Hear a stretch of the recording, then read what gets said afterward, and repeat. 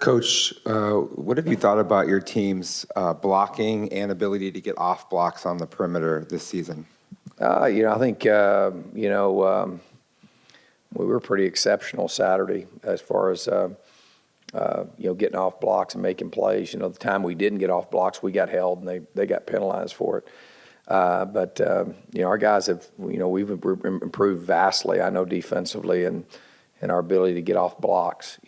Obviously on some wide receiver screens and things like that, we need to improve out there. But the key is just getting those things down. Offensively, I think it just depends on what position you're looking at. We did a heck of a job, on the inside run, direct runs. We've really, I think, improved blocking. That's the key that makes everything go for us is our direct runs. But that's an area. What I talked to our players about today, we talked about in this game that giving everything you got on every single play and doing that all week long. We really, I say that all the time. I know you guys get tired of me saying that, we always have the best practice we've ever had. Everybody thinks I say that every week. Well, actually, it was true last week. So, and my mindset is one that and our guys do practice well, but it was a different deal last Tuesday. It was really different, and I think there was a sense of urgency and pretty sick and tired of not playing to our potential. And I think that's the number one thing we got to improve upon is fundamentals. When I look at the film, we can get better fundamentally with our pad level, with our stance, with our alignment, with our hand placement, with our initial pad under pad and placement on blocks, block protection, or what we call block destruction, and tackling. We missed some tackles, that were, they didn't have many long runs, but the one they did would have been a 7-yard run, wound up being a 29, 30-yard run, and that was half their yardage. They had like 62 yards rushing, and half of it was on one play. And so most of the rushing yards came at like the end of the half, so we were pretty dominant there. But we got to, really shore up our, tracking with the secondary and just fundamentals. The biggest thing we got to do is it's our habits.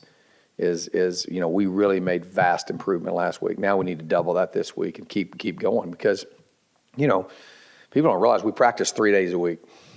Okay. 7 games left, that's 21 practices.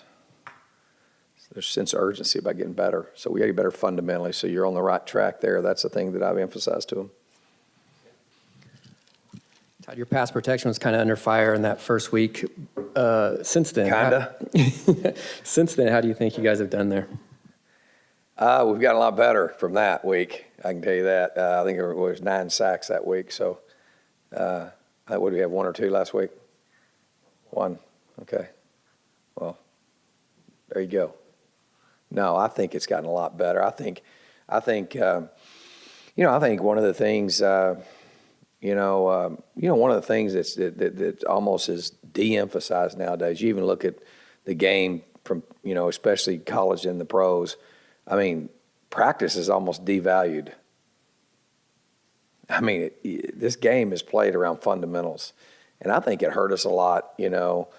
Just having it wasn't major injuries; it was just injuries, and you got to, especially when you don't have. If you take V and V missed a practice or 2 in fall camp, it wouldn't have been that big a deal because he's got 5 years of fundamental work, and then he's got all these. And see, you can have all the fundamental work you want. It's playing in games and going against speed and power and those type things. So I think that slowed our development a little bit because the lack of experience and the lack of being able to work fundamentally. And I think we're just now, I thought our guys played their best game, when it comes to their fundamentals and getting better at protecting our quarterback. And then I think Coach Norvell called a masterful game. I mean, I think he really did a great job at getting the ball out quick and really did he really did a good job. I watched the game with him, and I'm pretty good at critiquing him. And he really did a good job, really did, especially down there, late in the game and the last drive. You know, I mean, a lot of people wouldn't throw a hitch screen out there. I thought the reverse was a big call, just stuff like that. I mean, I just thought it was a team effort. I thought almost every person, there's not very few times that you can have that, going from like 4 weeks of being frustrated where you have one person here, one person there, one coach here, one coach there. And most of the time it'd be me, messing it up. But,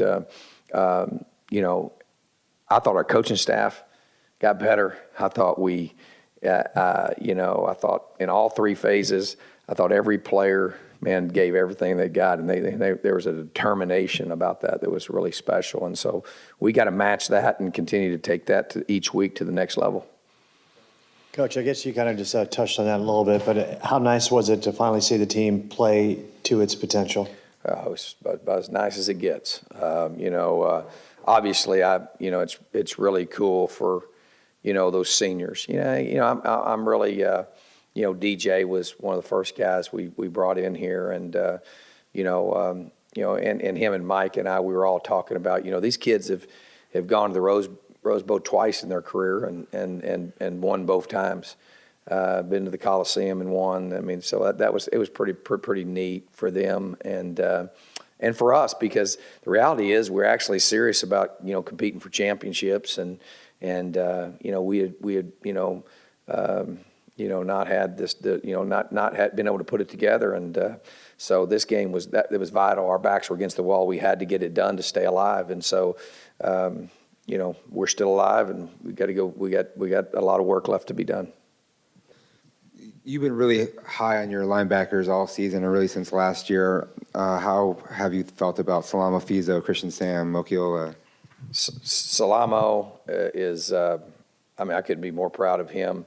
If you knew what he did as far as what he calls and how smart he is, the volume of what he does, and he is at a different level than he's played.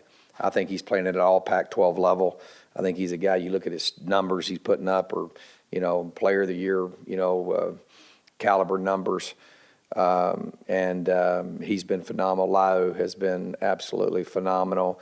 I thought DJ Calhoun and Christian Sams played their best game this last week. So, really pleased there. And, been working James there at Spur as well. And there's another guy that, because of how well everybody else has played, he doesn't play as much, but a guy that's a really, really quality player as well. So, but I think, Lau has been, off